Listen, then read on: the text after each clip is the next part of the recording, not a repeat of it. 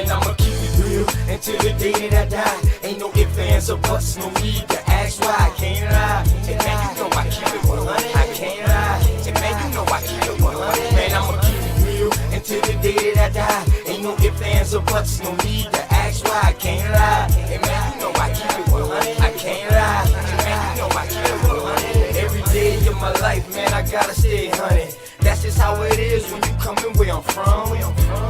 Hey man, I rock my own clothes with my name on my shirt to let everybody know the L is the same and the B is for Blizzle. Yes, I make it snow, but just keep that on the lizzo. My bloodline is filthy, most of us is criminals. The jack of all trades, but the master counting decimals. Sticky situation, so I keep my heat accessible. I'd rather your peeps than my peeps looking pitiful. It's crunch time. Hey man, I do this for y'all. Just in case you didn't know it, man, I die for my dogs. My only fear is counting too much money. The same cats that help me get it might try to take it from me. My deepest fear is goons pulling up beside me, ready to lick shots, pop, pop, and try to blind me. I'ma keep it real until the day that I die. Ain't no ifs, ands, or buts, no need to ask why. I can't lie. And man, you know I keep it 100. I can't lie. And man, you know I keep it 100. Man, I'ma keep it real until the day that I die. Ain't no ifs, ands, or buts, no need to ask why. I can't lie. And man, you know I keep it 100. I can't lie. And man, you know I keep it 100. I came from a family where females were go-getters.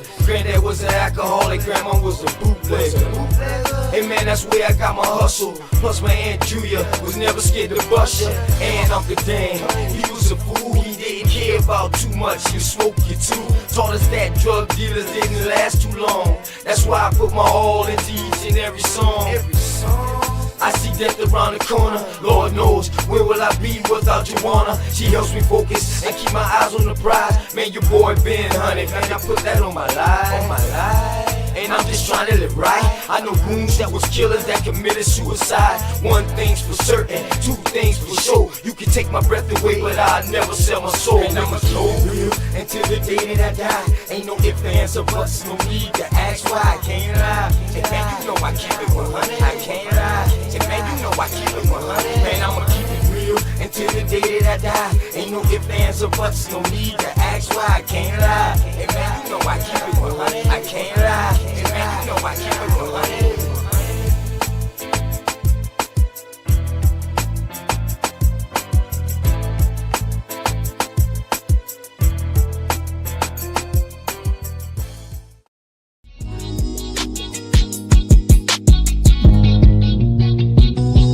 Say I'm hustling and I'm grinding.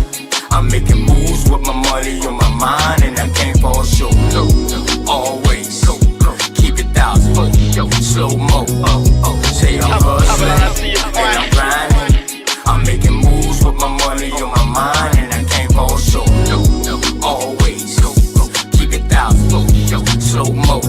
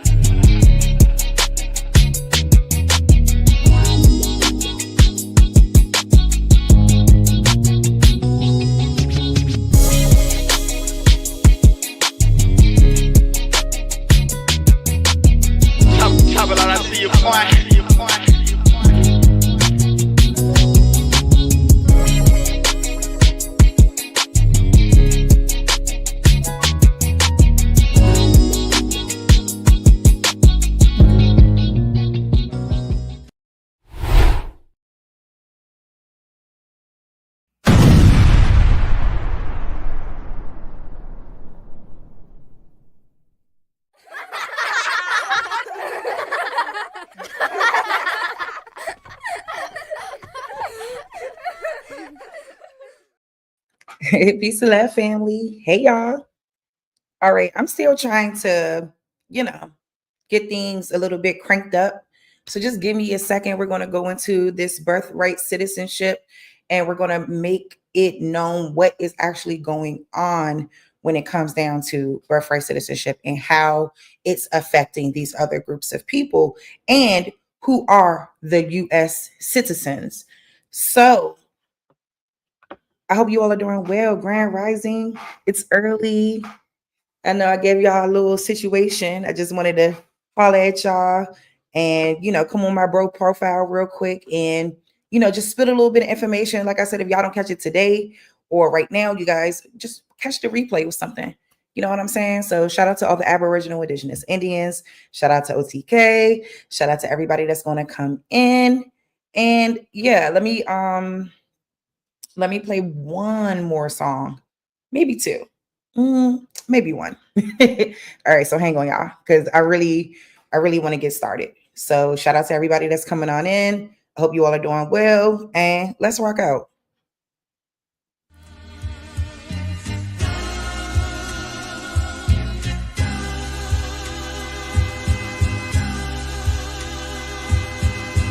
Shout out to the Mama Chief. Yeah, be quiet when Big Mama speak. What she gave us is a part of me. It flows through my arteries. Even on that journey, that love grows how the garden be. The first to teach us when we sick, the first to heal us. Mama's boy, yeah, you know, her pride and joy. Soul food, yeah, you know, I'm an enjoy. Calm you down just by the sound of a voice. There isn't another feeling inside when they cheering you on at your game and you feeling the pride. You and your siblings fighting, she gon' make you put them feelings aside. She can't lead you down the road, but she can give you the guide. Where you think I get that blissful look in my eyes? I need a side of ice cream with Bim's apple pie. You know for sure for Mama Chief, you know I'ma ride. Cause we all need our Mama Chiefs. Yeah, we all love our Mama Chiefs. The greatness, the patience, the foundation, the knowledge passed down so many generations, our motivation. I just wanna thank you for my creation. Cause we all love our Mama Chiefs. Yeah, we all need our Mama Chiefs. Yeah, we all ride for Mama Chief. The dedication, I seen your tears at my graduation. Now look, my your boy that made it. You the reason I'm one of the greatest. Yeah, cause we all need our Mama Chiefs.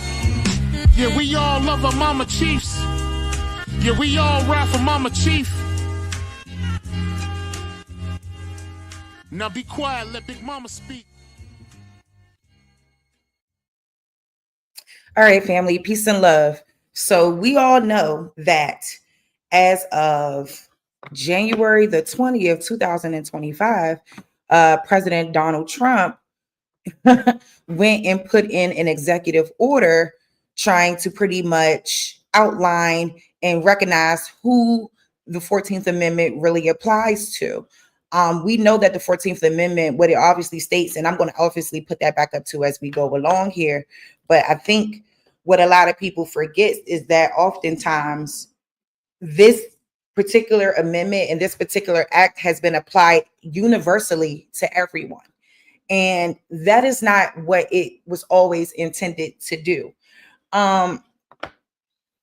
So let's just real quick, I just want to kind of go through a little bit of this, and then I want to go into a quick video, but then come back to this and show you guys some other things as well, so we can kind of try to put this together real quick just to understand why going back and looking at this is important, right? So it says protecting the meaning and value of American citizenship. So the first line in the first statement in this whole executive order is extremely important. So by the authority vested in me as president by the Constitution, as president by the Constitution and the laws of the United States of America, it is hereby ordered. Section 1, the purpose. The privilege of United States citizenship is a priceless and profound gift. So off the bat, we have them describing American or United States citizenship rather as a privilege. It's a privilege and it's a profound, priceless gift. Okay. So when you hear that, who is giving people the right to assert and give these privileges to people? Who are the people that is doing this, right? The 14th Amendment states all persons born or naturalized. And we're going to go into born or naturalized because that is different. Okay. All persons born or naturalized in the United States and subject to the jurisdiction thereof. So when it says and subject to the jurisdiction thereof, family, what they are talking about is that this is about people not having allegiances to other foreign nations and lands. And honestly, that would include, quote, Native American tribes as well, right? Are citizens of the United States and of the state wherein they reside. So we're going to start there, okay? And there's a reason why this is so important, because we forget that, like I said earlier, this has been applied to everyone. When it was written, that's not what it was written for. So it says all persons born or naturalized. Okay, so real quick, let me go over here. Let me stop sharing this screen, and then I'm going to share my other screen, and I'm going to pull up. I'm going to pull up the gentleman, but before I pull up the gentleman, I want to pull out the 1790 Naturalization Act. So let me pull that up. And I'm not talking about 1870. I'm talking about 1790, excuse me, in 1795. That's what I'm talking about. So here we go. Let me pull this up. So this is, I believe, yes, the Naturalization Act right here. So let me pull this up for y'all so y'all can kind of get an understanding of who are these naturalized citizens. Okay. I do not like this circle thing. All right. So this is the 1790 Naturalization Act, family. Right here, the original. Okay. Oops. All right. I can't make it that big. All right. I wish I could have. Let me see what I can do. Ooh, hold up. Let me see if I can make the screen bigger. All right. So boom. Congress of the United States at the second session begun and held at the city of New York on Monday, the 4th of January, 1790. An act to establish a uniform rule of naturalization. So now President Trump is saying, hey, what I'm doing is in direct connection to the Constitution and within the laws of the United States. And now when we're talking about a person born or naturalized, I believe we need to understand who is a naturalized citizen. Okay. So it says, being enacted by the Senate and House of Representatives of the United States of America in Congress assembled, that any alien being a free white person who shall have who shall have resided within the limits of the what is going on? Who shall have resided within the limits and under the jurisdiction of the United States for the term of 2 years may be admitted to become a citizen thereof on application to any common law court of record in any one of the states wherein he shall have resided for the term of 1 year at least, and making proof to the satisfaction of such court that he is a person of good character, and taking the oath or affirmation prescribed by law to support the Constitution of the United States. So let's go back, y'all. That any alien, the aliens in 1790 are being described as free white people. So we're talking about a naturalization act that's in effect at Congress at the same time that they're supposed to be also writing the Constitution. There's also this clause to it in 1790, the Naturalization Act, okay? So let's keep going, because I want y'all to really understand who these people were. Oh, hold up. Damn, I ain't even got it on my screen. Look at me. Damn, y'all, my bad. I ain't even have it on the screen. I'm glad I came back to look. I'm so sorry, y'all. So anyway, there it is right there. Hold up. Child, move. Oh, Lord. Great. Come on.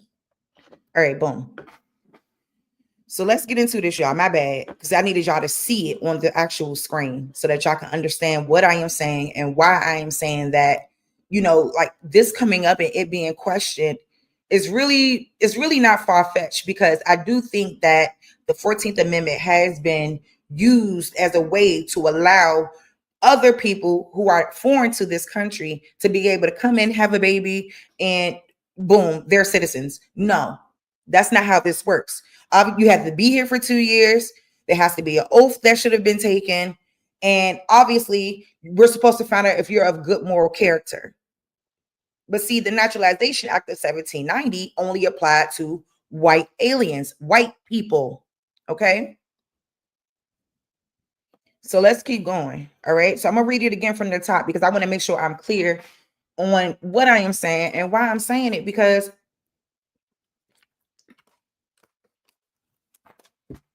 I think we was missing it. So anyway, so here it is. This is the well, they making it look like it's the original one. And, you know, I just want to go over it again.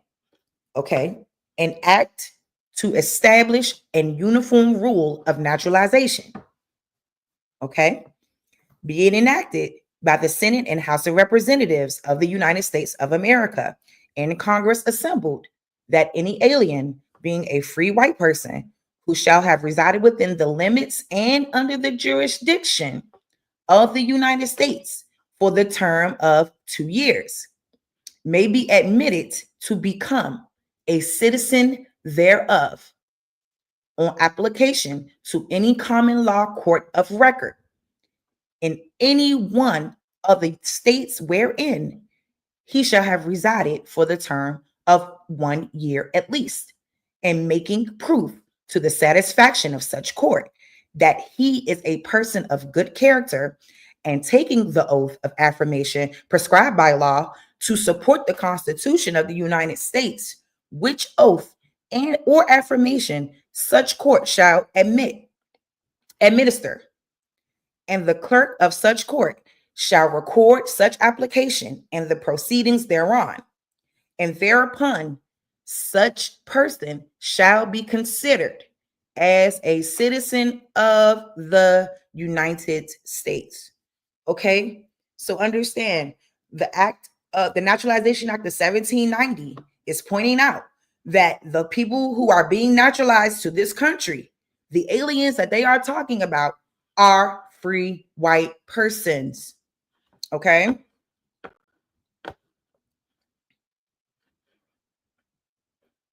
So y'all got to understand what's going on here. Like, y'all got to understand what's going on here. Being naturalized is not the same as being a natural born citizen. Do y'all understand? Because I think a lot of people think that being naturalized or whatever that is it just means you're a natural born citizen. No, that's not what it means. It means you're being naturalized into a system. It means that because you live here, you have to abide and go by the rules of this land and this nation and whatever that entails. And that's what I was reading to you guys, so y'all could kind of get an understanding of what's going on here, because I think it's much more complex than on the surface. Okay, so let me finish it out.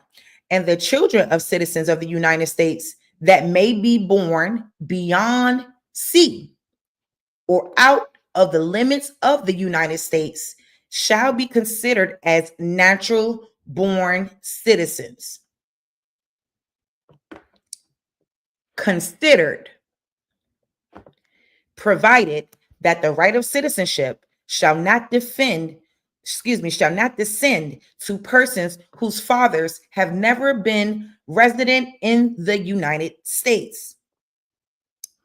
Provided also that no person heretofore prescribed by any state shall be admitted a citizen as foresaid, except by an act of legislator. So basically, except by an act of legislation of the state in which the person is prescribed. So you don't just get admitted citizenship because you was born here. That's not how this works. That's not how this works. So this was approved on March the 26th, 1790, the same year as our Constitution, right? Hold up. What year was our Constitution? Let me make sure I got that correct. Because hold up, I got the Constitution up pulled up too anyway. So don't worry about that. So now we're going to move forward. I'm going to share my tab again, and I'm going to show a video from the Law of Self-Defense. Shout out to that channel. And we're just going to listen to this. Trump has signed an executive order clarifying the scope of birthright citizenship, much to the outrage of the progressive woke community, specifically in the third world generally. Those who oppose Trump are arguing that the 14th Amendment automatically grants United States citizenship to everyone born on American soil, no matter what. But is that what the 14th Amendment really says? To allow any and all of the 9 billion people on the planet, none of whom have any. So I'm sorry, y'all. The Naturalization Act went into effect after our Constitution went into effect officially, which was March the 4th, 1789. So this is around the same time, roughly a year apart. And you know they couldn't do anything with the Constitution until it was ratified by the necessary states. So it's not like they could just put this in law. No, it had to be approved. And then it's like even from that point on, they're adding shit to the Constitution, even after the fact. Now, the Constitution doesn't mention anything about citizens.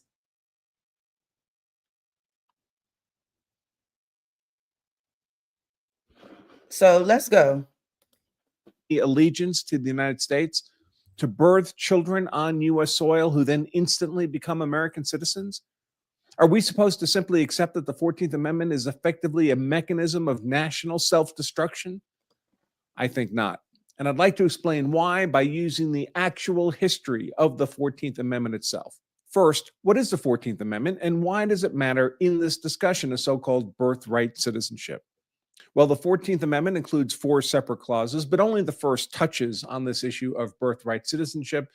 And it reads, quote, all persons born or naturalized in the United States and subject to the jurisdiction thereof are citizens of the United States and of the state wherein they reside. Now, factions that would benefit politically and economically from the United States becoming awash in billions of third world migrant invaders popping out offspring on American soil claim that a plain English reading of the 14th Amendment allows for precisely that kind of unlimited birthright American citizenship. Come on now. Let's go. So does that settle the question? Fortunately not, because what I just explained before I even played this video, just outlining what it actually says, it was not written that way. It wasn't written for them to take advantage of it the way that they did and apply it universally to everyone that steps foot here. I don't know when that started, because the law clearly stated in 1790 that you had to be here for 2 years. You had to be within your state for 1 year to even be granted citizenship by your state. So how is this all happening? Where did we get to the point where the 14th Amendment was applying to people who can now come in this country whenever they want, basically, and have kids and be here?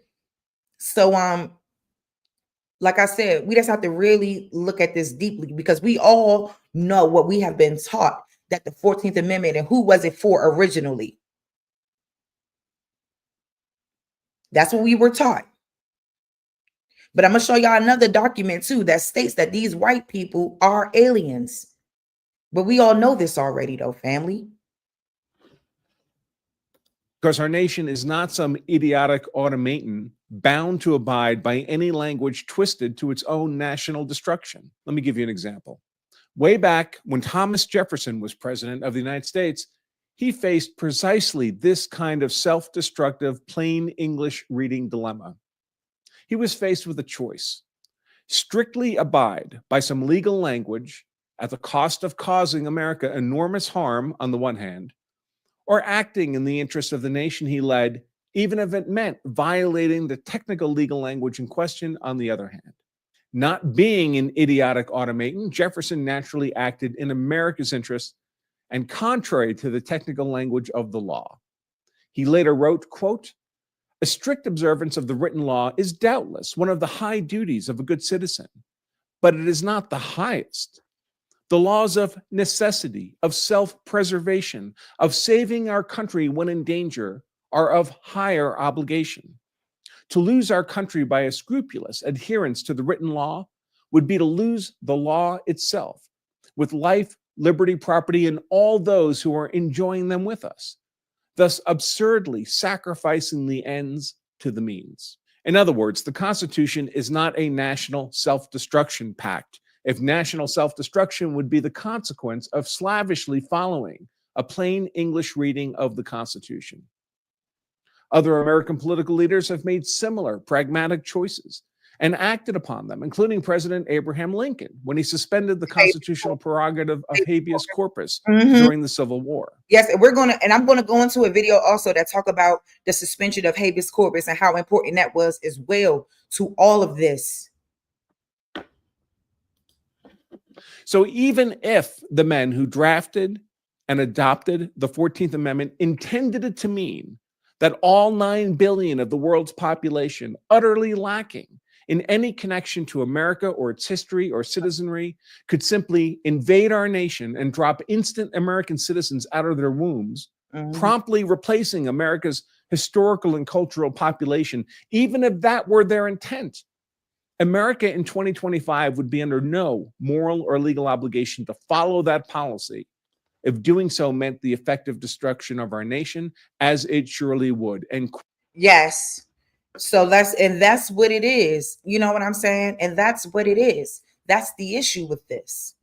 And I don't think it's about trying not to give people an opportunity or anything like that. This is about the way that things have been done for so damn long. And they've been violating and breaking the law. That's what's been happening. What they have been doing is extremely illegal, people. Like, they ratified the Constitution. That means to formally approve and adopt whatever they decide to put into place as the law. Okay? God. Quickly. That said, it should be obvious that the men who adopted the 14th Amendment intended nothing of the sort. They valued America as the unique political institution and cultural nation it was. They knew America was exceptional in those respects. In fact, rather humorously, during the Senate debate on the 14th Amendment, Senator Cohen emphasized that American society was deserving of preservation from the chaos of immigration from quite different foreign cultures, noting, quote, if California was likely to be invaded by a flood of Australians or people from Borneo, man-eaters or cannibals, if you please, she would have the right to say that these people should not come there. It depends upon the inherent character of the men. Why, sir, there are nations of people with whom theft is a virtue and falsehood a merit. There are people to whom polygamy is as natural as monogamy to us. It is utterly impossible that these people can meet together and enjoy their several rights and privileges which they suppose to be natural to the same society. And it is necessary, a part of the nature of things, that society shall be more or less exclusive. It is utterly and totally impossible to mingle all the various families of men, from the lowest form of the Hottentot up to the highest Caucasian, in the same society. In other words, he's saying diversity is not only not our strength, it is societal self-destruction. And America had the obvious authority, bedded in self-preservation, to maintain its relatively homogeneous, high-trust society by both controlling immigration and constraining to whom citizenry would be recognized. Is that not equally true today? Is America better off today in 2025 than it was in, say, exactly. So when we're talking about who this citizenship is being awarded to, we're going back to Trump's let me rock right there real quick. Let's go back to what Trump's executive order is stating. He's stating that this executive order, obviously the 14th Amendment, this isn't, in part to protect the 14th Amendment and to protect, quote, American citizenship, if you will. Hold up. There we go. So when we go back to what Trump said, or what his administration is saying, is that the privilege of United States citizenship is a priceless and profound gift. And I don't think it's been treated like that. I don't think it's been treated like that. So let's keep going, because I got a couple more for y'all. The 1980s or the 1990s, when we were far less culturally diverse? Food for thought, right? In any case, like every other nation on earth, America made use of the concept of citizen specifically to distinguish between people who possessed that quality and people who didn't. American citizenry. Now, who did I just tell y'all the American citizens were? Okay. It wasn't simply possessed by everybody in existence, but only by a relatively few, and them for specific reasons and under specific conditions. Indeed, during consideration of the 14th Amendment, there were serious and substantive debates around the concept of American citizenship and who should possess it and under what circumstances.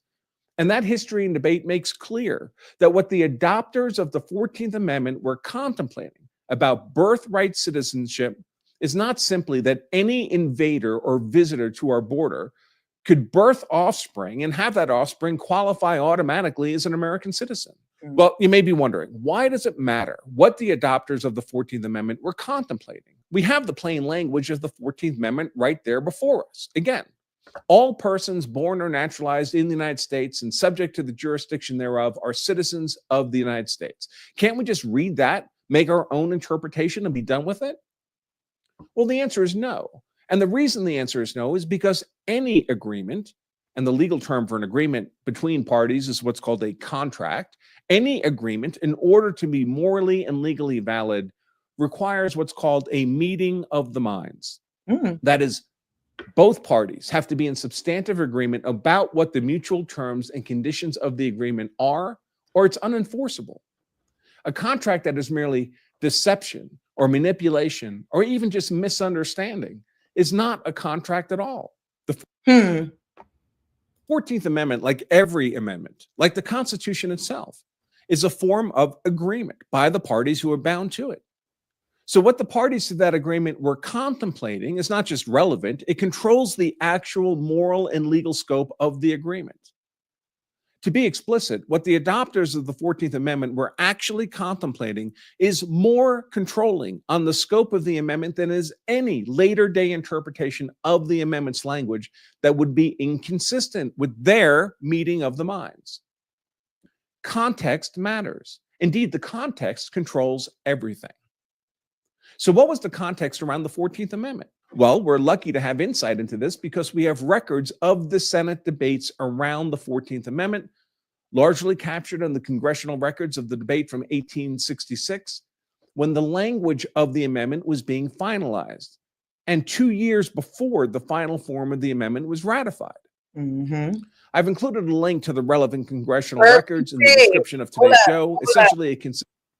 How many years before it was ratified?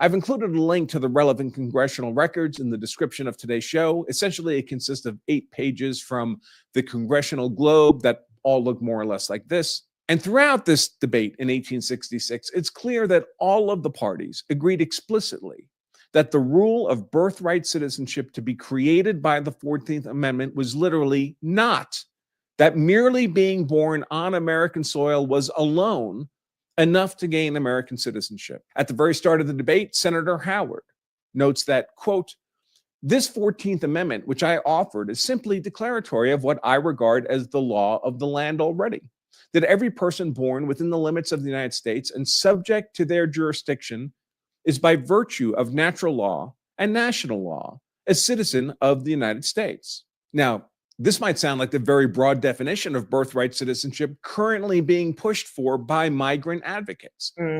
Senator Howard, however, immediately in the next sentence follows this up by noting that not everyone born in the United States would automatically be a citizen. Quote, "This will not, of course, include persons born in the United States who are foreigners, aliens, or who belong to the families of ambassadors or foreign ministers accredited to the government of the United States. Now, who are the aliens, people? Who are the aliens? See, a lot of them were here for more than 2 years. And 1 year within that state made you a citizen. Now, this is in 1790. Now we done moved on. This is 1866 now. So this is like a little under 100 years later.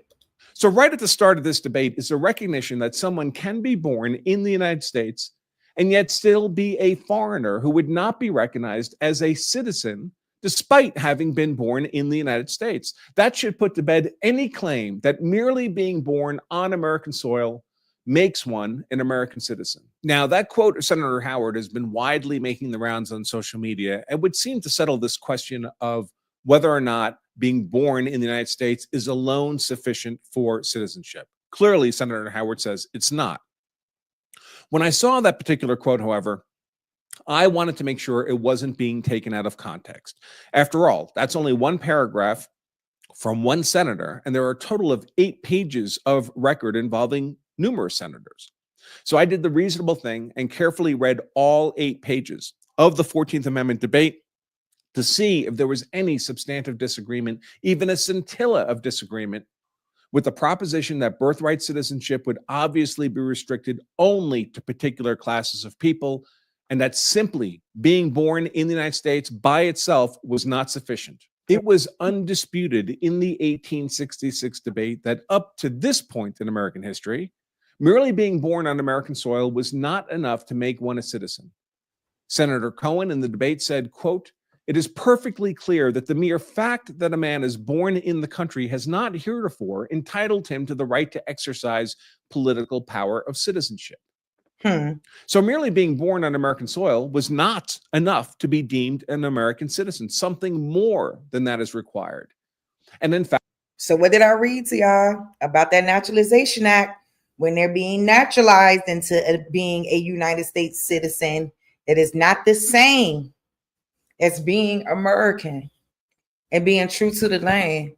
It's not the same. In fact, the 14th Amendment recognizes this and includes the additional condition, in addition to being born in the United States, of and subject to the jurisdiction thereof. Remember, the 14th Amendment reads, all persons born or naturalized in the United States and subject to the jurisdiction thereof are citizens of the United States.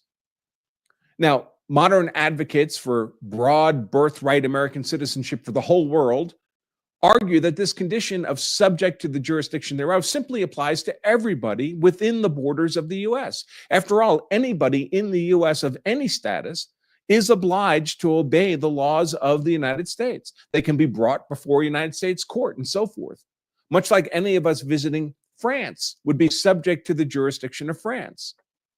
But it should be obvious that subject to the jurisdiction thereof, as used in the 14th Amendment, has to mean something more than simply being obliged to obey American laws because you're within America's borders. Exactly. Because if that's all it meant, the phrase "and subject to the jurisdiction thereof" would simply be redundant. And then you got to think in subject. So when we're talking about subject, who are the subjects? Are we the subjects? Were they the subjects? Who are the subjects? With the first requirement of having been born in the United States. When you're born in the United States, well, you're physically present in the United States and are already obliged to obey American laws. The only logical reason to add the additional phrase "and subject to the jurisdiction thereof" to the phrase "born in the United States" is if "and subject to the jurisdiction thereof" means something more, and in addition to merely being obliged to obey American laws. And what's so interesting about the 14th Amendment being pretty much, obviously one of the amendments to the Constitution or whatever is the fact that, like I was saying earlier, that there is nothing in the Constitution that's calling the people citizens, right? So I just want to know, like, where is the power that the Constitution is giving people or giving? I don't understand how the Constitution is giving people a right to do what they're doing, or giving these people the right to do what they're doing, because all they've done is amend it. Because the word citizen is not in the Constitution.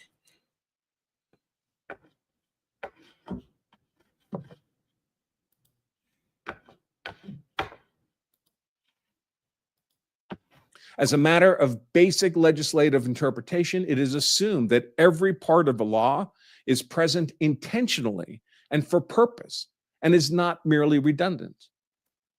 Fortunately, we don't have to wonder about whether the 14th Amendment requirement of and subject to the jurisdiction thereof means simply having to obey the law, because the debate makes instantly clear that it means much more in the context of birthright citizenship.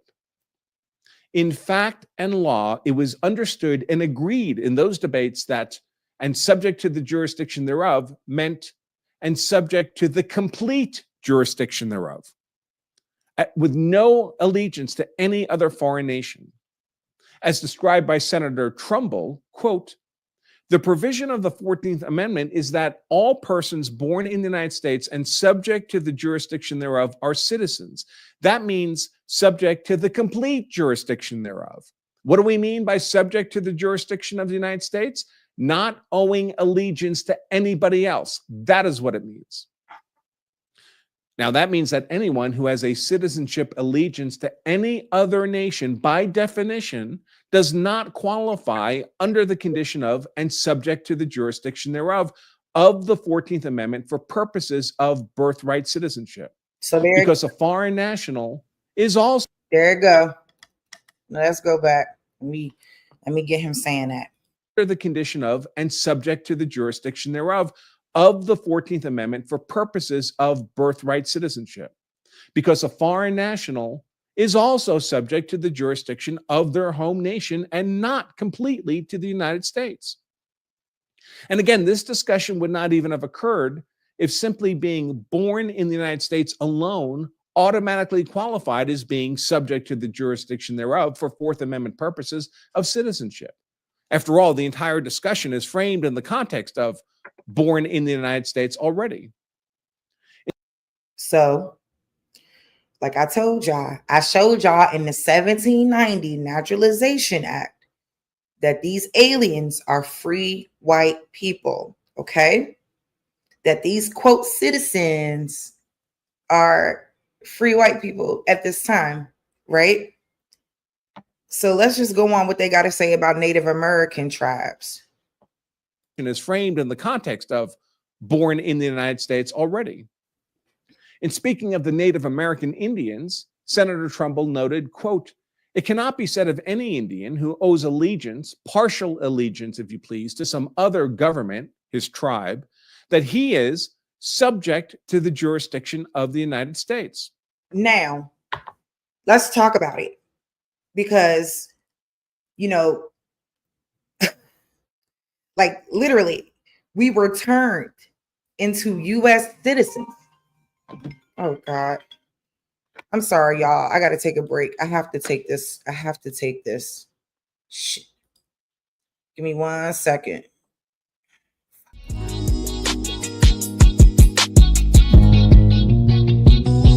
Say I'm hustling and I'm grinding.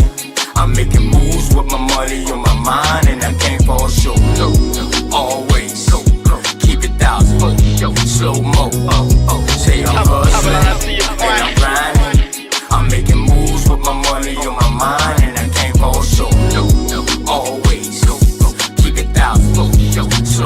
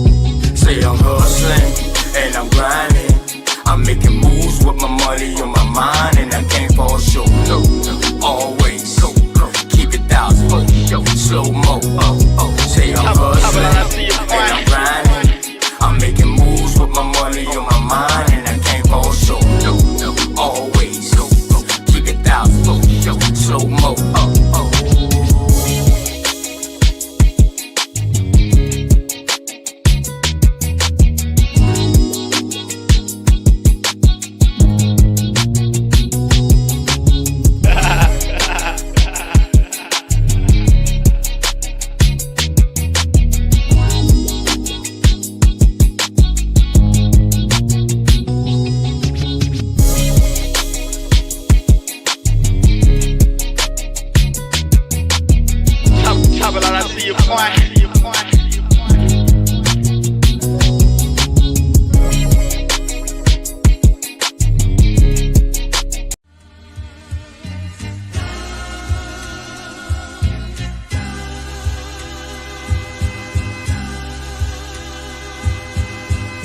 out to the mama chief.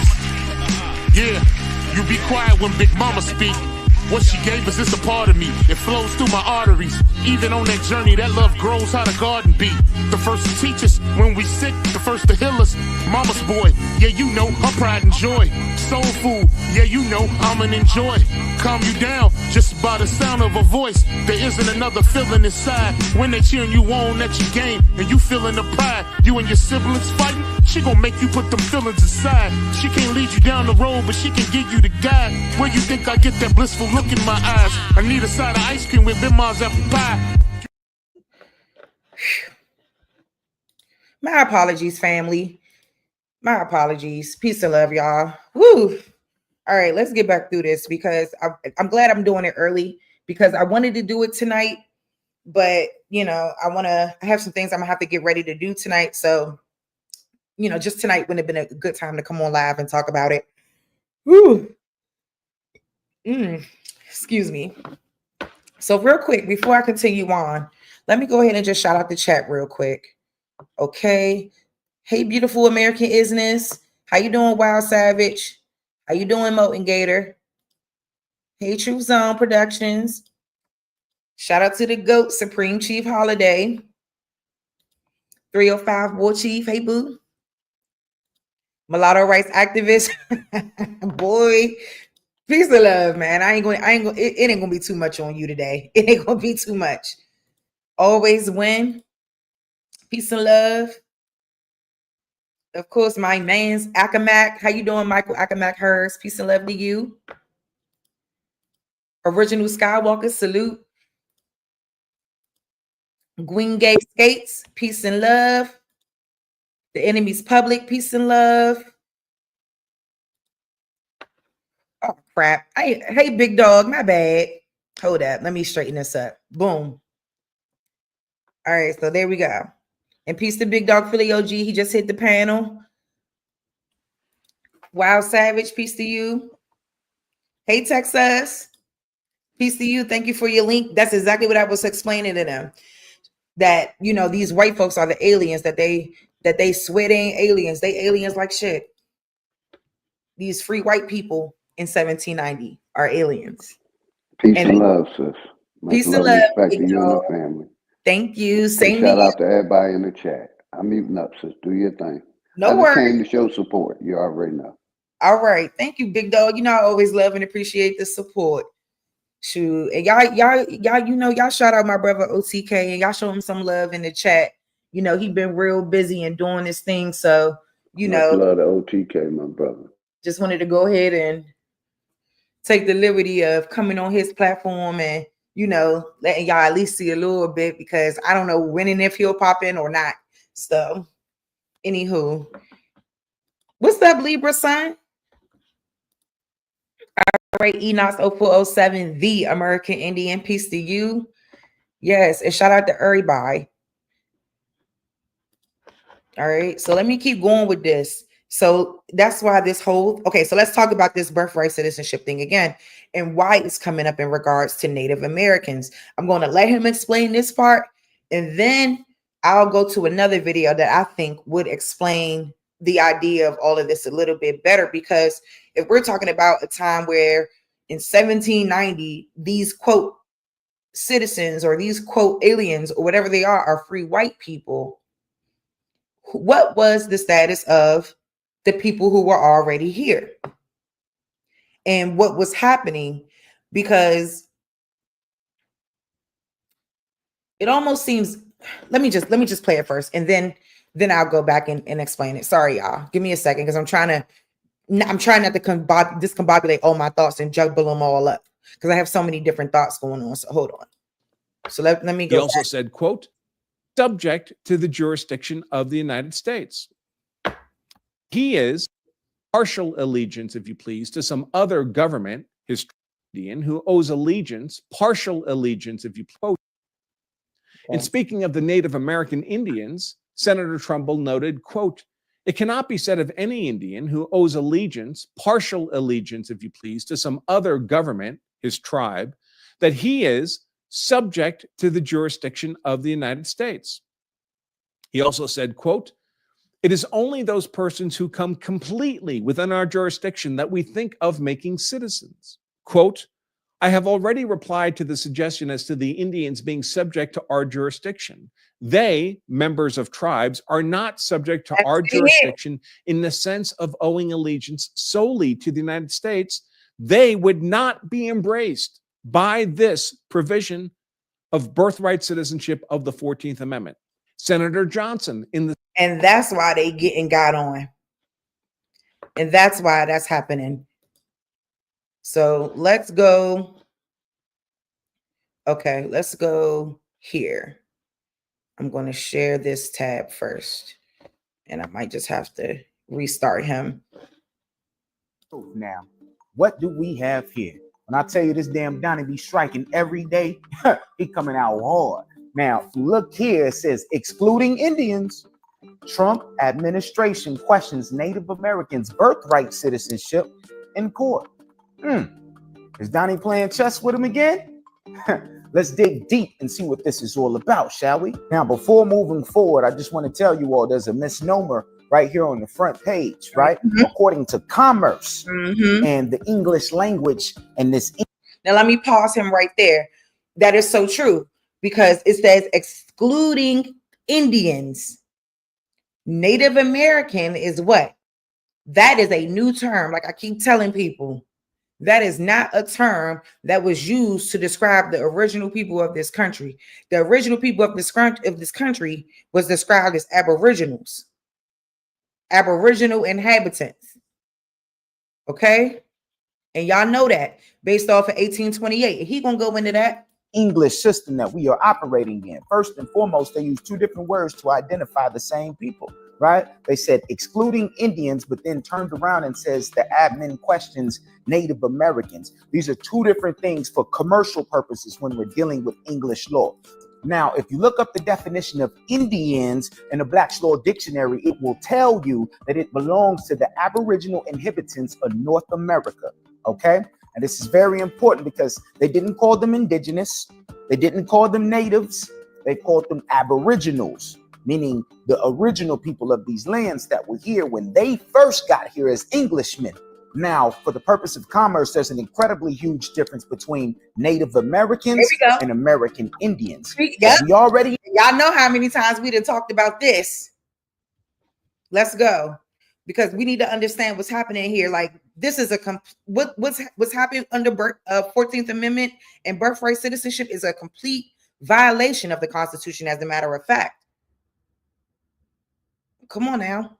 You know, for commerce, according to a Black's Law Dictionary that they use against us every day in law, they said that Indians apply to the aboriginals. Okay, but let's see what they say about natives. A Native American, well, a native period, is a natural born subject or citizen. Come on. Now, what I just showed y'all who was naturalized. Who are the people who was naturalized? Family? Hold up. Come on, because I ain't got time for this shit today. Okay? Who was naturalized? 1790 Naturalization Act. 4th of January, 1790. Right before our Constitution was put in place. Or after our Constitution was put in place. Excuse me, y'all. It still was only a year. That's why I keep saying, like, this shit was around the same. This shit was only a year apart. Be it enacted by the Senate and House of Representatives of the United States of America in Congress assembled that any alien being a free white person who shall have resided within the limits and under the jurisdiction of the United States for the term of 2 years may be admitted to become a citizen thereof on application to any common law court of record in any one of these states wherein he shall have resided for the term of 1 year at least, and making proof to the satisfaction of such court that he is a person of good character, and taking the oath or affirmation prescribed by law to support the Constitution of the United States, which oath or affirmation such court shall administer. And the clerk, so the court has to administer this oath that these aliens were supposed to take when they were becoming, quote, naturalized. Y'all got to understand. Okay. Hold up.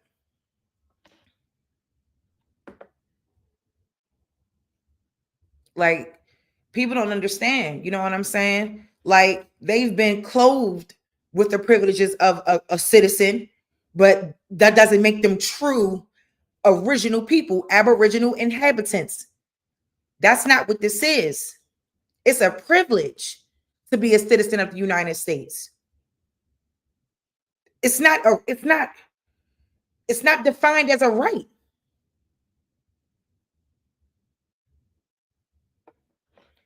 All of these people are supposed to accept the grant and take the oath. And come on now. Which makes the naturalization power not even all that monumental, but in the same token, it is. Because this shit is unconstitutional. Especially when you add amendments on. Let me go back to what Brother Truth was saying. Natural born subject. And then it says, wait, a denizen by birth. Well, what is a denizen? Now, if we look at what it says for denizen, it says in English law, it's a person who, being an alien born, has obtained letters patent to make him an English subject. Right? So all of that, being a native, still leads right back to being a subject of the crown. Okay, so it's important that we know who we are and how to assert ourselves and what words we are using in commerce, because American Indians are not the same as Native Americans. Now, back to the story at hand with the birthright citizenship and Trump questioning Native Americans. Now, if we look here, it says, in the case of Trump's birthright citizenship executive order coming out of Washington, the Justice Department attorneys quote the 14th Amendment, which reads that all persons born or naturalized in the United States and subject to the jurisdiction of are citizens of the United States and the state wherein they reside. Now, the key words in their whole argument was subject to the jurisdiction thereof. Now, make sure you pay attention to this next part, because then the lawyers started to argue. The Justice Department then goes on to cite the Civil Rights Act of 1866, which predates the 14th Amendment by 2 years. The Justice Department attorneys specifically cite a section of that act that says all persons born in the United States and not subject to any foreign power, excluding Indians, not taxed, are hereby declared to be citizens of the United States. All right? They just told y'all all persons born in the United States are citizens, excluding Indians who aren't taxed. And then it gets exciting because it says that the Trump administration then goes on to argue that the 14th Amendment's language, the phrase subject to any jurisdiction thereof, is best understood to exclude the same individuals who were excluded by the act originally, those who are subject to any foreign power, meaning nationals of another countries. And then it also says Indians not taxed, right? So they're saying that the 14th Amendment doesn't apply to subjects of a foreign power, and it doesn't apply to Indians not taxed. Now, this is important because Indians are taxed every day because we are operating as blacks, as Latinos, and everything else but Choctaw, Cherokee, Blackfoot, Aztec, and all that. All right. So, yes, many of the Indians are being taxed because we are operating as 14th Amendment shadow citizens. Hello. Right. And then you come down here, it says the Justice Department attorneys return to the topic of whether or not Native Americans should be entitled to birthright citizenship later in their argument, citing a Supreme Court case, Elk v. Wilkins, in which the court decided that because members of the Indian tribes owe immediate allegiance to their tribes, they are not subject to the jurisdiction of the United States and are not constitutionally entitled to citizenship. Those are some key strong words right there. already letting you know if you're operating as Native Americans, you have just as much power as blacks, and you are not involved in the Constitution At all. Okay, just like the Dred Scott case, blacks don't have no constitutional power. Native Americans don't have no constitutional power. So for them to even question the birthright citizenship of Native Americans is already a game. Because they didn't question the birthright citizenship of American Indians, right? Who are actually protected by the Constitution. Okay, so again, when you are not operating in the proper status, you will be treated like a black. Even you Native Americans, you will be treated like a black because you are operating as denizens, which are English subjects. You're going to have to come back home to your American Indian family and come boss up with us, right? Black people going through hell, Native Americans going through hell. I can tell you what, we will be so much more powerful when we finally take the time to understand the law and the real powers that we have here in America. It's time to get informed. Come join us now on ourselflearnmaster.com today. Peace and love, family. It's your boy, Brother Truth. Now, what do we have here? When I tell you, Follow Brother Truth on Instagram. And he got one more, because this is going to also go into the suspension of the habeas corpus and everything that was going on, and the reason why this 14th Amendment situation is coming up again, and how we became those 14th Amendment chattel citizens. Think about it. When we say chattel citizens, what are we doing all day? Waking up at 8 a.m., going to work, getting off at 4, like the same recycled shit. Come on now. Y'all got to understand what happened here. All right, let's go. Oh, shit. My bad, y'all. we dive deep into understanding how we went from being we the people into U.S. citizens that are 14th Amendment shadow, and go back to the times of the 1860s. And the atmosphere then was very different there in Washington, because again, it was a slave territory. Just a lot of slave owners and things were actually there in Washington, D.C., and, you know, were against this. So he had to put certain things in place to protect the White House and Washington, D.C., as these protesters were starting to revolt, which led to Abraham Lincoln taking the authority to execute the suspension of the habeas corpus at the time, which was huge. And this was in 1861. Now, first, let me explain to you exactly what a habeas corpus is according to Article 1, Section 9 of the U.S. Constitution, known as the Suspension Clause, which states the right to a writ of habeas corpus, which is a legal procedure to challenge one's imprisonment, cannot be suspended except in extreme situations like rebellion or invasion, when the public safety is seriously threatened. Now, what we have to remember is Abraham Lincoln was going through rebellion. This was a time when, you know, they were overthrowing slavery and just many other factors that were going on. And he felt that DC was under attack, you know, by protesters and things like that. And this is why he felt like he had the authority to enforce the suspension of a habeas corpus. Now, with Abraham Lincoln suspending the habeas corpus, this kind of gave the military a lot more power than they normally had, right? So now he gave the position and the power to the military to kind of protect the government at that time. And if anybody, protesters, tried to interfere, they would be interfering with military operations. Then they could be arrested by military enforcement and be prosecuted through military courts. And this is when a lot of that admiral military law really came into place. Then in about 1862, after President Lincoln had received all kind of threats, that's when he decided, you know what, I'm going to rally up all the generals. Not only are we going to suspend the habeas corpus, but we're also going to enforce martial law. And we're going to have military enforcement in charge. And if that wasn't already enough, you had Abraham Lincoln in 1863, the very next year, who went and issued the Emancipation Proclamation and freed slaves, particularly in the South, in the Confederate States, not the North, but in the Confederate States. And this really, really angered many of the Southerners, and really people started to protest then. Then, to add more fuel to the fire, in that same year of 1863, Congress enacted the Habeas Corpus Suspension Act, which actually suspended the habeas corpus for the entire rest of the Civil War. Now, and what people must understand, there's only two ways mainly to uplift martial law. And that's by the president declaring to end martial law, or if Congress comes together and actually terminates martial law. But in this case and in this scenario, neither one of them ever happened. But for some odd reason, they kept moving forward with progression and making laws under this United States in a de facto manner. It was no longer operating. Yes. Oops. Exactly. And I'm glad he said it, because they have been operating in an illegal status this entire time, before and after the Constitution, operating this way, and have perpetually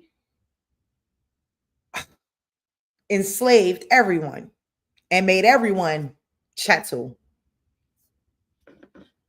Everybody. It ain't no difference. Sorry. The habeas corpus, and we couldn't move forward until that was fixed. But somehow in 1865, even operating in a de facto non-organic manner, they were still able to pass a 13th Amendment, which abolished slavery, not just for the southern states, but all of the United States of America now. And this is what really pissed off many Southerners and Northerners. And people really, really had to get Abraham Lincoln's head for that. Then that's when the government was like, you know what? Why just worry about one form of slavery? Yeah, we might have freed the slaves in the southern states, but this is opportunity now.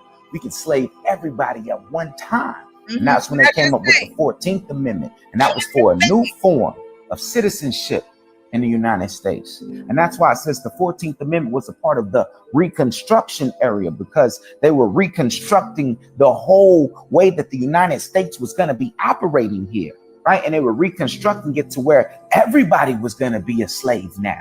Yep. Now, after the 13th Amendments were added to the Constitution, this opened up the door for the opportunity of the Naturalization Act and the Organic Act to come in and totally create a whole new United States. We, the people in general, were converted into we, the citizens. They were pretty much naturalized into this new corporation, dropped their constitutional protections and said, hey, I'm going to be this 14th Amendment corporate subject now, which we call a U.S. citizen.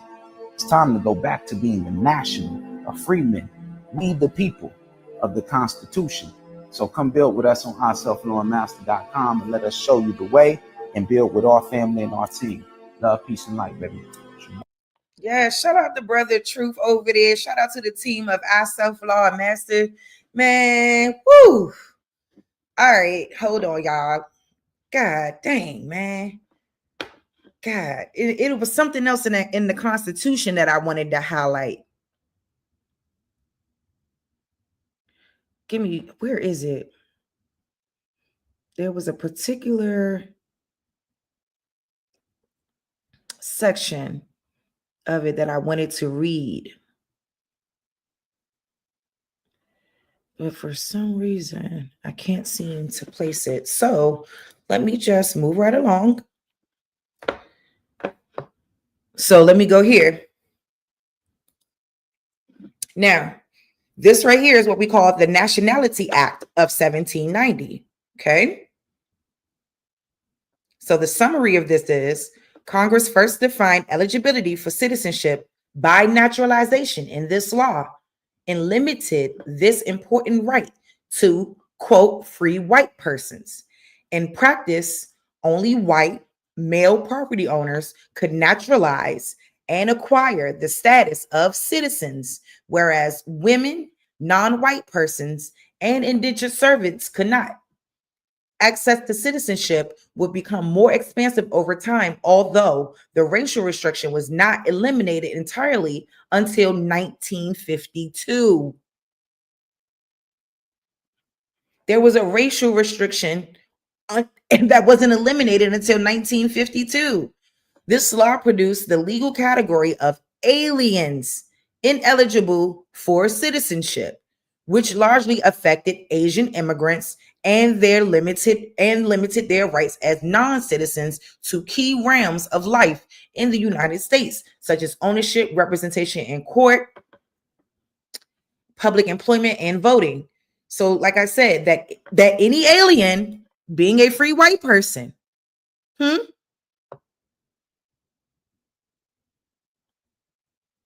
may be admitted to become a citizen thereof on application. But what I just read y'all, and look right here, it's saying this was the first law to define eligibility for citizenship by naturalization and establish standards and procedures by which immigrants became U.S. citizens. In this early version of Congress limited these important rights to free white persons. So this act, Nationality Act of 1790, there's a process of naturalization through our court system, through the House of Representatives and all of that shit. There's a process that was done that obviously was completely rigged. For some reason, it has been somehow turned into this whole thing where it applies to any and everybody that steps foot on this soil. And that's just diabolical ass work. Everybody left. Damn. I guess I ain't giving nobody enough time to speak. My fault, y'all. But y'all can come back if y'all want, but I have to really get this out because I think that people weren't really understanding what was happening. Ooh, I'm all up in my, ooh, sorry, y'all. But this, come on now. Now, I got one more for y'all. Now, let's go here. So, American Indians and the Constitution. Let me just read through this. Indians are mentioned only 3 times in the Constitution. Yet, the Supreme Court has developed a vast body of law defining the status of Indians and tribes in our federal system. This law makes use of constitutional sources, but also draws heavily on the history between Indians and the federal government, including wars, conquest treaties, and the assumption by the government of a protectorate relationship toward the tribes. It reveals that our government is not only, as is popularly believed, one of dual sovereigns, federal and state. There is also a third sovereign consisting of Indian tribes operating within a limited but distinct sphere. The 3 references to Indians in the Constitution presage this body of law. 2 of the 3 are found in Article 1 and the 14th Amendment, which exclude Indians not taxed from the counts for apportioning direct taxes and representatives to Congress among the states. The 3rd reference is a grant of power to Congress in the Commerce Clause of Article 1 to regulate commerce with the Indian tribes. Now, what did Brother Truth just say? The phrase, quote, Indians not taxed, was not a grant of tax exemption. Rather, it described the status of Indians at the time of the Constitution was written. So understand, Indians not taxed described the status of Indians at the time the Constitution was written. Indians were not taxed because generally they were treated as outside the American body politic. They were not United States citizens, and they were not governed by ordinary federal and state legislation. Tribal laws, treaties with the United States, and special federal Indian legislation governed their affairs.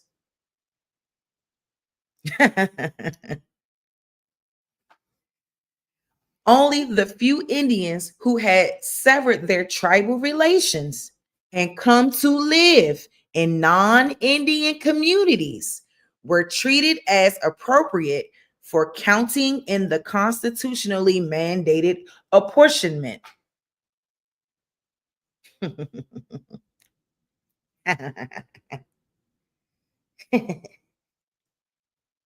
The phrase probably was chosen because the apportionment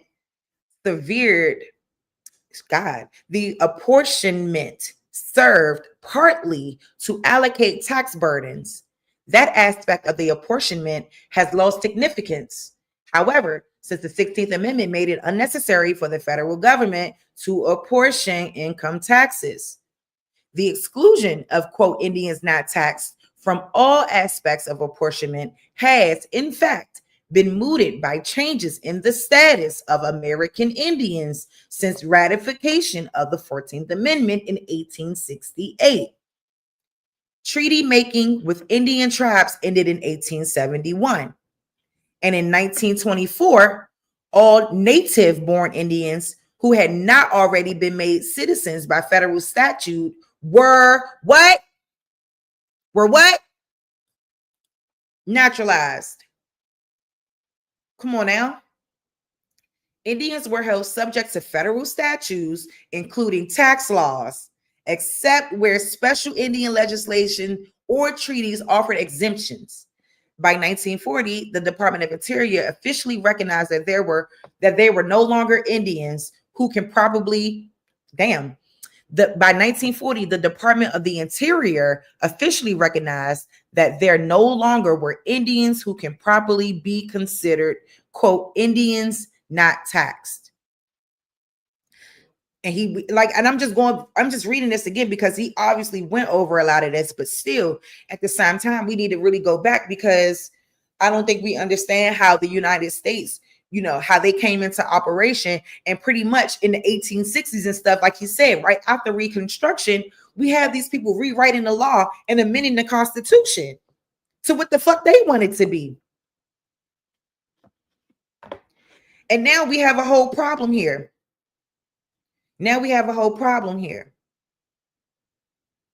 So, yeah, I just want y'all to understand what's going on. So now let me go back to my mans who was talking. See, you missed the part where there's a difference between American Indians and Native Americans. You missed that. So don't come in on that.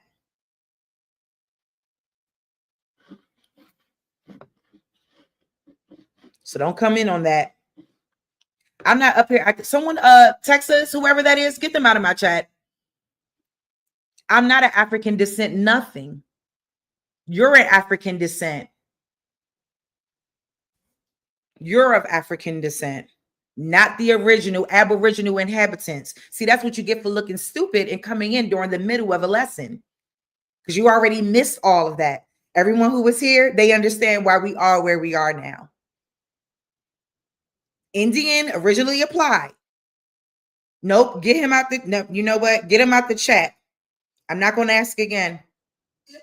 Get him out.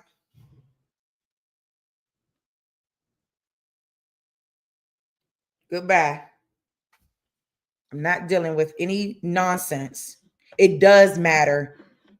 I'm not dealing with any nonsense today. We are not from Africa. And this lesson don't got nothing to do with that. Stop sidebarring. Because you don't know what you're talking about. The same debate noted, quote, now all this amendment provides is that all persons born in the United States and not subject to some foreign power, for that no doubt is the meaning of the committee who have brought this matter before us, shall be considered as citizens of the United States. So anyway, before I was interrupted, I want y'all to understand that this happening is a matter of a government who's amending a document, a freaking document that's supposed to be the Constitution. Now we have President Trump who's saying he's enforcing his executive order through the power of the Constitution. But what powers do the Constitution really have if the Constitution has been basically amended? When do these things really matter?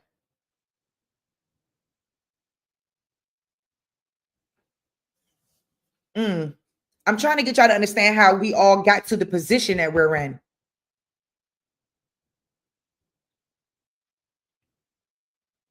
And why this is important. I just can't. I can't deal with ignorance. This ain't got nothing to do with being African or otherwise. Nothing to do with that. Just freaking weirdos. You talk about you from Kemet. Go take your ass to Kemet. And stop worrying about the American Indians over here. The Aboriginal inhabitants. The hell? So like I said, y'all, so there's actually, let me go back. So there's actually two naturalization acts. The Naturalization Act of 1790 and 1795. So I know I read the one of 1790. Now let me see what 1795 says, because they're amending a document that is already supposed to be law. And then they're at the turn of the century. What's happening is, and I mean, when I say at the turn of the century, we're talking about obviously Reconstruction, all of those things, right? There's obviously a huge gap in between the time periods in which this stuff was going on, y'all. So I mean, I'm trying to explain it the best way that I can so that y'all can understand who and how we were turned into these chattels and how this stuff happened. No, the 14th Amendment wasn't ratified, but the Constitution was. And the 14th Amendment is a ratification to that, or is an extension of the Constitution. Much later, though, because the 14th Amendment is being applied like it's constitutional law, and it's really not. So, and I'm not going to say it's really not, but I mean, within the context of how it's being used and how it's been taken disproportionately out of context, I mean, I would argue that it is a discrepancy there when we're talking about the 14th Amendment and when we're talking about the Constitution. Because I tell people the Constitution, it could not be ratified unless all the states, it's supposed to have been all the states, not 9, not 10, all the colonies. We're talking about at the time of the Constitution, so it's still being called colonies. Everyone has to agree. Shit. Why everybody calling me today? Damn. I can't talk right now. Shit. I'm sorry. That was my auntie. Everybody, oh, she called again. Lord. I can't answer right now, y'all. I'm sorry, family. My daughter's school called. My daughter trying to hit that okie doke, talking about she's sick. I'm like, little girl, you was not sick. Stop playing with me. I wouldn't have sent you to school sick. Yep. But that's the whole point. You know what I'm saying? So I hope y'all really enjoyed this. I'm trying to think, because I do have some more stuff that I want to share, but I want to go back to, let me make this big, to this.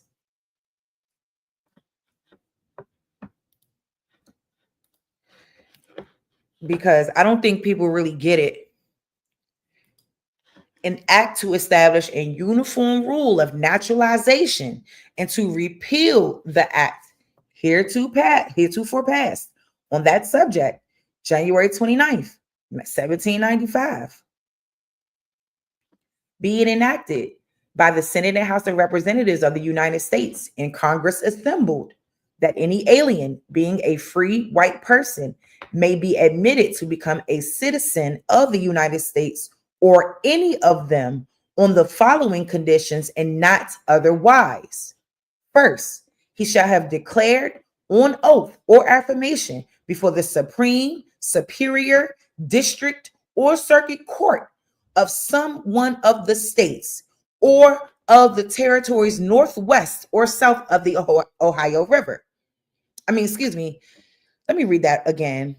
Okay. First, he shall have declared on oath or affirmation before the Supreme, Superior, District, or Circuit Court of some one of the states or of the territories northwest or south of the River Ohio, or a circuit or district court of the United States 3 years at least before his admission that it was bona fide his intention to become a citizen of the United States and to renounce forever all allegiance and fidelity to any foreign prince, potentate, state, or sovereignty, whatever, and particularly by name, the prince, potentate, state, or sovereignty whereof such alien may at the time be a citizen or subject.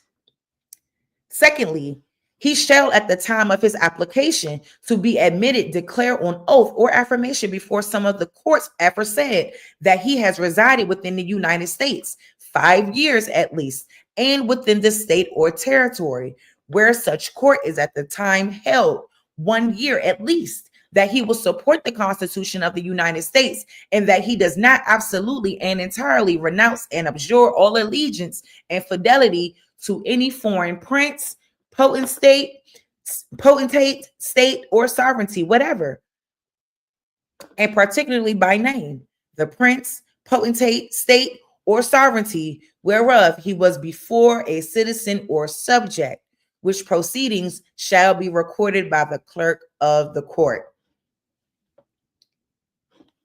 Thirdly, the court admitting such alien shall be satisfied that he has resided within the limits and under the jurisdiction of the United States 5 years. And it shall further appear to the satisfaction that during that time he has behaved as a good man of moral character, attached to the principles of the Constitution of the United States, and well disposed to the good order and happiness of the same. Fourthly, in case the alien applying to be admitted to citizenship shall have borne any hereditary title or been of any of the orders of nobility in the kingdom or state from which he came, he shall, in addition to the above requisites, make an express renunciation of his title. Make an express renunciation of his title or order of nobility in the court to which his application shall be made, which renunciation shall be recorded in said court. So look, y'all, because I could keep going on. I'm gonna just finish it out because there's only 2 more sections. Provided always, and be it further enacted, that any alien now residing within the limits and under the jurisdiction of the United States may be admitted to become a citizen on his declaring on oath or affirmation in some one of the courts aforesaid that he has resided 2 years at least within and under the jurisdiction of the same time, and 1 year at least within the state or territory where such court is at the time held, that he will support the Constitution of the United States, and that he does not absolutely and entirely renounce and abjure all allegiance and fidelity to any foreign prince, potentate, state, or sovereignty, whatever, and particularly by the name prince, and particularly by name the prince, potentate, state, or sovereignty whereof he was before a citizen or subject.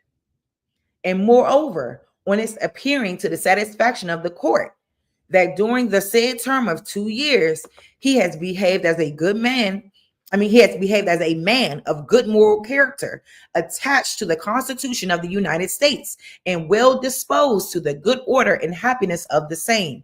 And when the alien applying for admission to citizenship shall have borne any hereditary title or been of any of the orders of nobility in its kingdom, in the kingdom. So in the kingdom, so we know when they say in the kingdom, we're talking about the crown, the nobility in the kingdom or state from which he came, on his moreover making in the court an express renunciation of his title or order of nobility before he shall be entitled to such admission.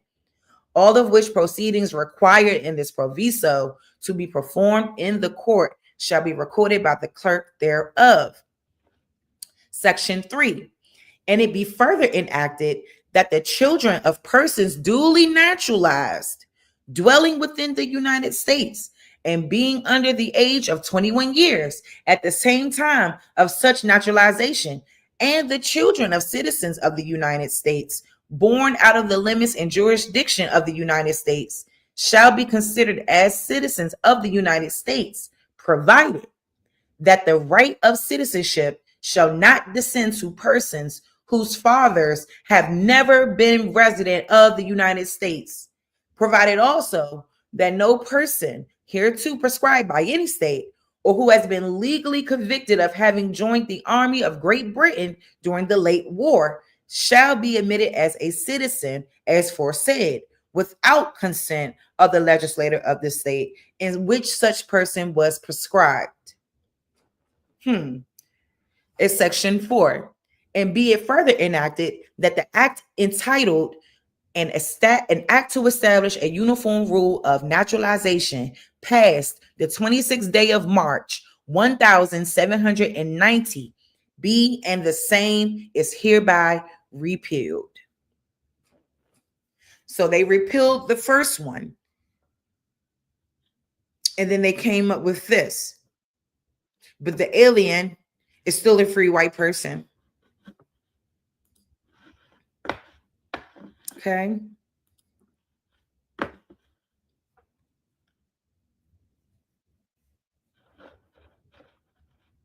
All right, give me 1 second.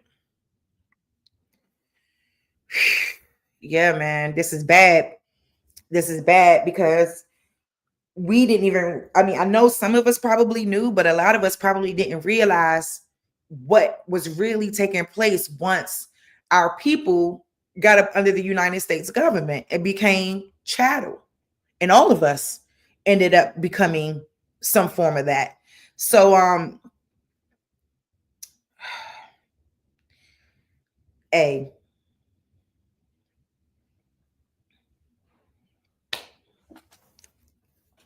I'm not even 100% mad that it's coming up because, you know, it's stated, and we know that it's stated time and time before, that obviously people who are so-called Black or whatever are obviously being ostracized, and not even just us.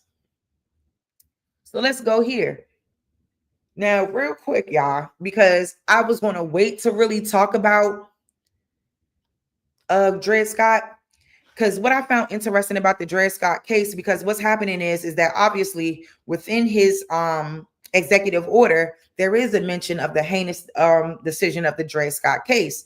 Now, a lot of people are under the impression that the Dred Scott case is mostly applicable to us because it's being perceived that we are the African native people, and we're not African natives.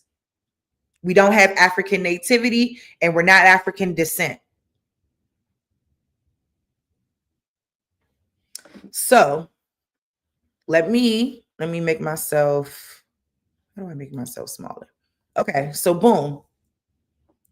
Now listen, so we all know that when Dred Scott and stuff was decided in 1856, we know this is way before the idea of slaves being emancipated, blah, blah, blah. We all understand and we know that.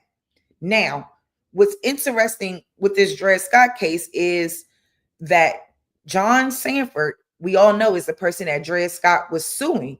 And when John Sanford was making his replies to Dred Scott, he was saying some interesting things. Now, I like the whole order is the whole case is so long. What I have been trying to find is the original filing of the case that Dred Scott did in Missouri. That is actually what I'm looking for. But I found this interesting, right? Because a lot of times these white folks, they were able to go to court and they could pretty much say anything without a burden of proof. And as I looked through Dred Scott's case, I didn't see where this man, John Sanford, provided proof that Dred Scott was in fact an African and his ancestors were too. So let's talk about that, because I think what happened is that they took this man's quote out of context. And instead of him actually providing evidence that he actually came from there, he did not provide that evidence. And I think a decision was made on a faulty premise. Okay. So, boom, it says,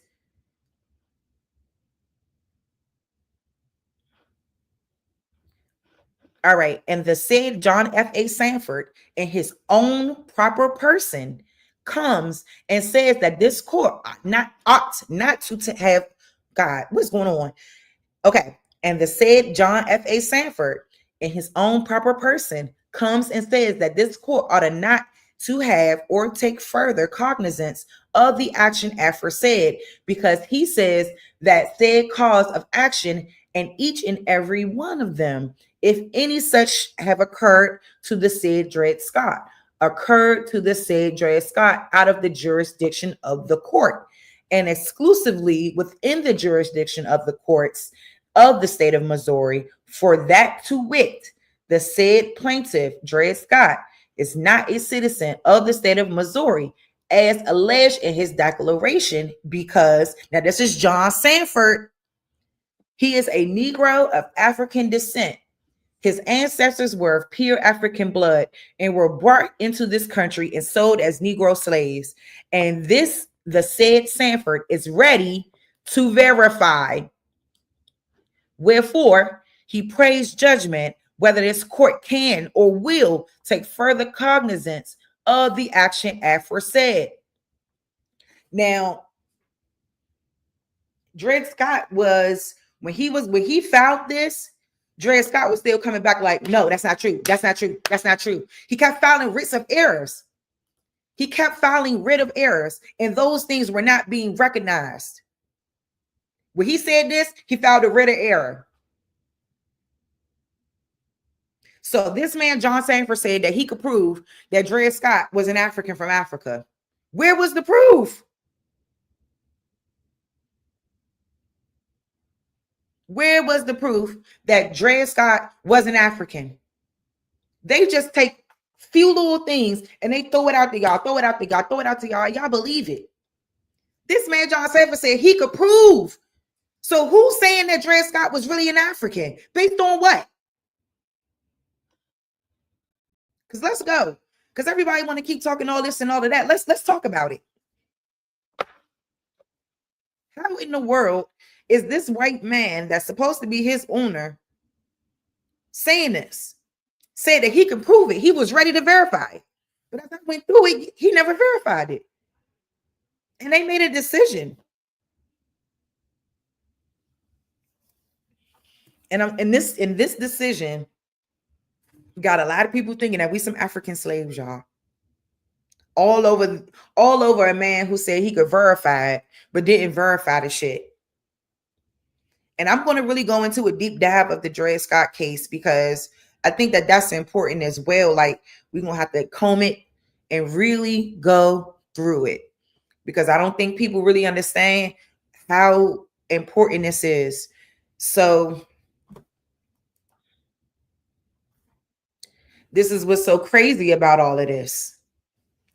It's like, how are you saying this man is an African, bro? Like, what? He can't get citizenship because you said he was an African from Africa? And you said you were ready to verify it, but you didn't verify it. But yet this was taken as face value. This was taken as something that was true. When we know that Dred Scott was born in Southampton County, Virginia. That's where he was born. It's outrageous. It's outrageous. That's why this decision sucks ass. And they know it. And they know it. Okay. So I'm gonna stop sharing right there. What time is it? Oh, it's after 12. I gotta go put my chicken on. Yeah, you studied on this last week. That's what's up, Landy. Yeah, I want to shoot. I don't know. Drop your information in there, because I love to find somebody who's interested in this topic as well, so that we can build on it and understand. Like, this man is making an assertion that this man is from Africa with no fucking proof. Come on now. It's outrageous. Where the slaves come from? You talk about the white tea people? They came from British. They came from Britain. And I didn't find any evidence that of Africa. Me either. When I was going through it, I kept going through what he was saying. I'm telling you, because every time he kept writing a writ of error. Come on now. He's saying, I'm not no African. But no one's recognizing that. Child, listen. I try not to get stressed out about this stuff, because for me, it's eye-opening it's like we have to understand that we are really in a deeper situation than what we thought we were in. And we are the Aboriginal inhabitants of America. This is wild. So if anybody want to come up, y'all got something to say about it, about the build. I wasn't going to be building too long, y'all, because I'm going to go pick my baby girl up early from school. She wasn't feeling well. She said she wasn't. But my little baby, she's so sweet, y'all. But I'm just saying, listen, like, that's why this Christmas tree's still up. I ain't take it down because she didn't want me to take it down. So don't be looking at me like, oh, she got a Christmas tree up and shit. That's because my daughter still wants it up. But y'all got to understand what's going on here. It's bigger than all of us. And we have to get back in that proper status, like Brother Truth said. And he followed me on Instagram. I'm going to try to see if I could work some stuff out so I could get the brother to come on and really go into more depth about this. Because, I think that he deals with more of a Moorish type of talking points, but I do think what he's speaking is the truth. So, and that's all that really matters. So hold up, y'all. There's something else I have. Let me see, because I know I was supposed to share where the man gets to talking at. Hold up. And I should have looked at, never mind. I'm not going to show it yet because I didn't get a chance to really break down the timestamps. And I don't want to do that on y'all right now. Hold up. So this is what I will do.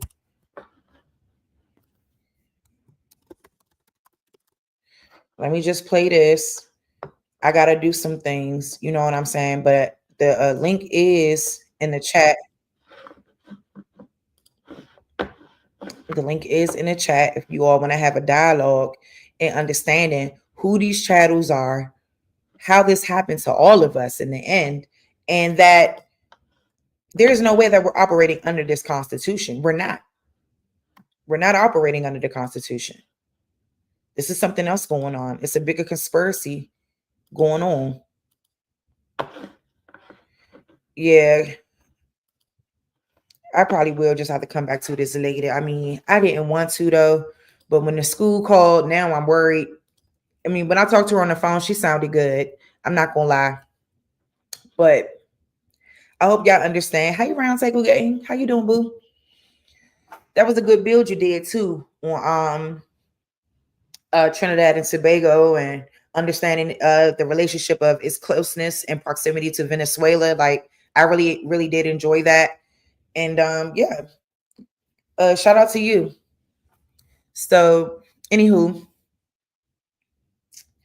yeah, let me just, because that's what I'm about to do, y'all. I think I want to get my baby, because like, I didn't expect them to call. I didn't expect that so soon. Like, I try to set it up so like when she's in school, I can, do my thing, come on OTK jump and present that information to y'all, man. And I hope that it was really beneficial to y'all. I really do. And I hope that it made a lot of sense, especially what I said about John Sanford making the assertion that Dre Scott himself was an African and that he was ready to verify it and ain't verify a damn thing. Come on now. Y'all got to understand, this is a misconception, bro. Like, this idea that we those Africans or of African nativity and of African descent is diabolical. And the Constitution is null and void, because if it's ever been in practical application, we'd understand that these people wouldn't just be able to walk over here and have children and do all of these things. Like, we've seen our laws and the laws of this country or this nation, whatever they want to call it, be disproportionately taken out of context for no reason. And now we know that the citizens in the Constitution at that time had to be naturalized. They had to be naturalized into this system. They had to be naturalized. Naturalized does not mean you were born here. That's not what it means. Yeah, I feel bad, Round Table, because it was good. It was real good. And, I was just breaking down what was going on with the Constitution, what was going on with the 14th Amendment, what's going on with birthright citizenship. And, just understand that everything ain't what it always seemed on the surface.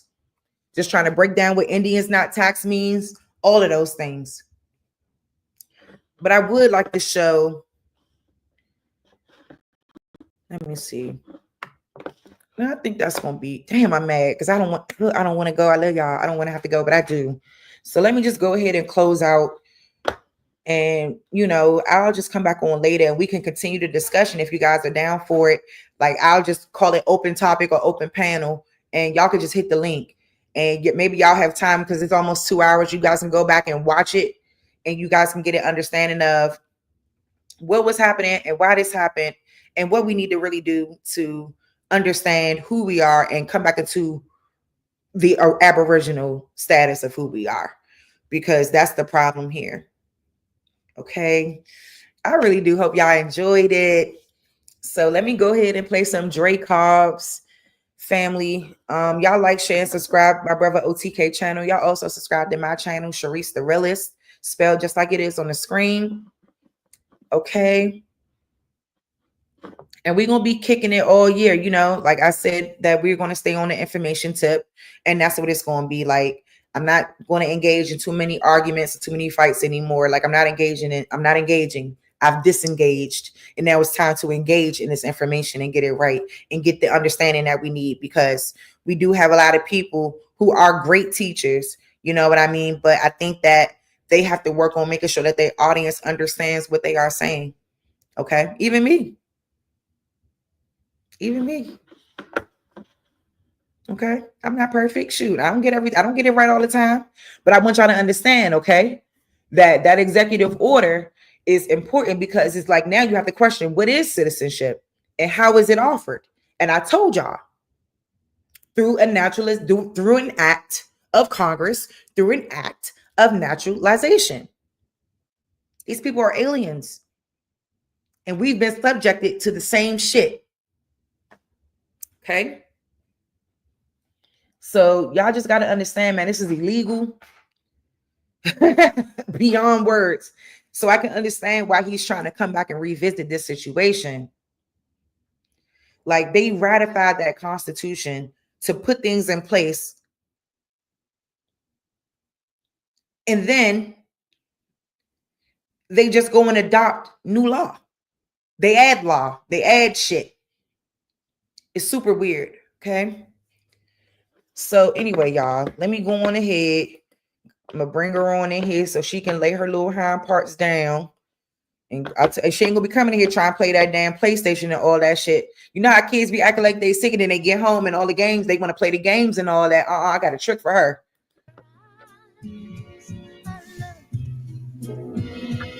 Your smile. Let the melanin show, such a beautiful glow. I wanna put my Dre 3000 in your love below. I usually switch them up every season or so.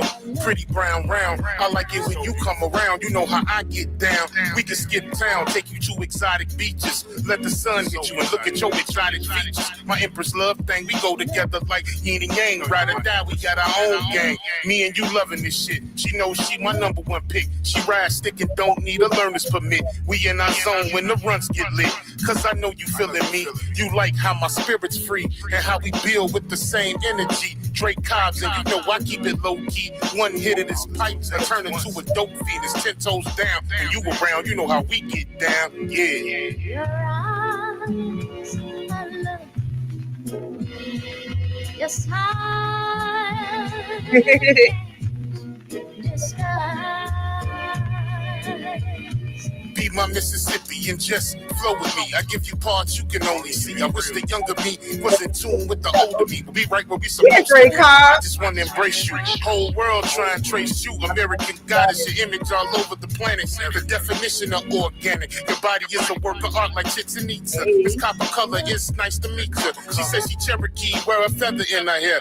And I'm right there. It's quite clear. Me and you together with Spark Fest. It's you and ITY in the universe intertwined. Causing eclipse like when the sun and the moon align. Now that's power divine that can light up the whole skyline. The touch you kiss that gets me every time. Empress, you stay on my mind. You know you one of a kind because when I shine, you shine. Yeah. It's nothing like the American Indian Empress. You one of a kind. Your smile. disguise. Yes. Shout out to the brother Dre Cause, man, keeping the Aboriginal Indigenous community popping with the motherfucking ones and twos with the music. Okay, we got to keep supporting our brothers and our sisters, man, and making stuff shake. And that's what it's all about. So y'all give me, see, if I would have already had some people on the panel, I just would have let it rock and went on ahead and just came back. But I'm gonna go ahead and end it now. I enjoyed hanging out with y'all on OTK channel. And, you know, I got control, so I can just come whenever I want. And today was a good day for me to go ahead and come over here and bang with y'all. And I really do hope y'all have a great rest of your day. I'll be back because my plan was to stay on till like 1 o'clock. So, like I said, I'll be back and I'll get situated in the house and everything. And then we can continue the conversation around birthright citizenship. I can also show more clips from Trump's lawyers and things like that. And I don't know who you are, Big Chief, Big Trey or something. Sorry, sweetie. I'm about to close the live down, but you can come back a little later, okay? But I'm about to close up. So I'm just talking to the people, and then, you know, we can converse when I come back. I promise I'm gonna start it back up. I know Aboriginal Power is live, you know, and some other folks are live as well. So shout out to everybody in the community doing their thing. It's 2025. Y'all stay fucking woke, okay? Do not be misled or anything. Do not be misled. Oh, that's up to Chief. That's up to Chief. That's up to Chief. But otherwise, I'll just come back and restart it again. You know what I'm saying? And then we can just continue to have the dialogue and the conversation like I was just stating. So anywho, that's all I got for now. And I'll be back later, y'all.